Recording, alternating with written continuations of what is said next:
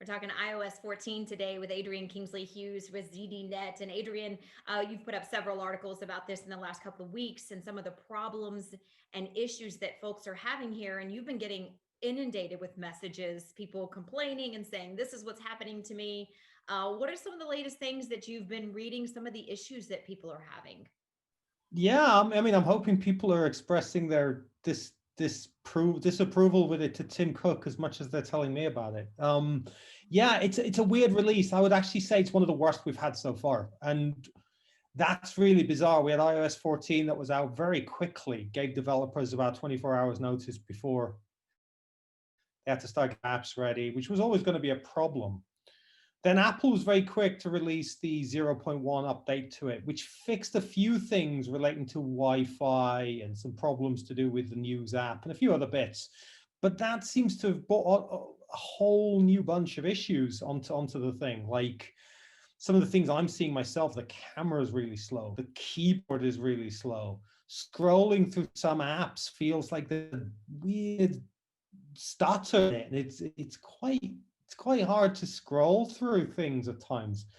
Other people have told me things like Bluetooth devices not working, Wi-Fi still broken, battery issues galore. That's the old one, but now we're kind of a little bit deeper into it. It does seem like there's battery issues.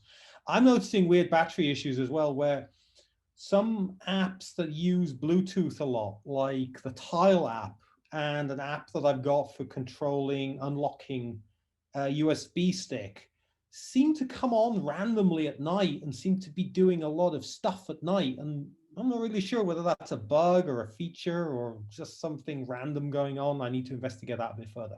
So lots of bugs. All right, so Adrian, what about the update? Did that fix anything? Apple listed a very small number of fixes. It looked like it was essentially mostly to do around Wi-Fi issues, but that seems to be a problem that's ongoing. Some people say I didn't have that problem before and I have it now.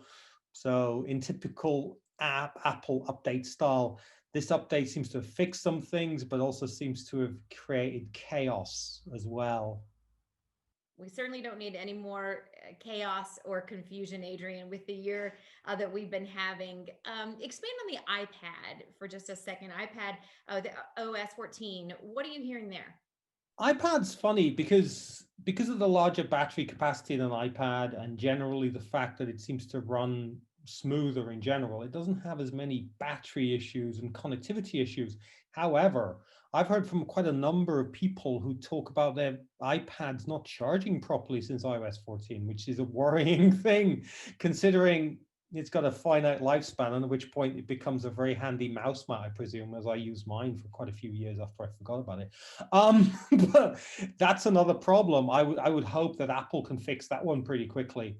I've heard similar issues to do with Bluetooth devices on the iPad. I'm not seeing as many bugs. I'm certainly not seeing things like stuttering apps and so on. But the bugs are still there. So if people who've bought iPads, they're getting bugs as well. But Adrian, it's great that people can express their frustrations to you and tell you about some of the problems that they're having, the issues, and then you can look into it for them and make others aware. Absolutely. I mean, it's 2020. Everybody's kind of feeling it, but in true 2020 style, iOS 14 is here to test us as well. And I'm sure we'll get into 2021 stronger for all of it. I hope so, Adrian, because 2020 has been quite a test for all of us. Thanks for being with me here today. For much more on iOS 14, some of the problems, fixes, things you need to know, make sure you check it all out on ZDNet.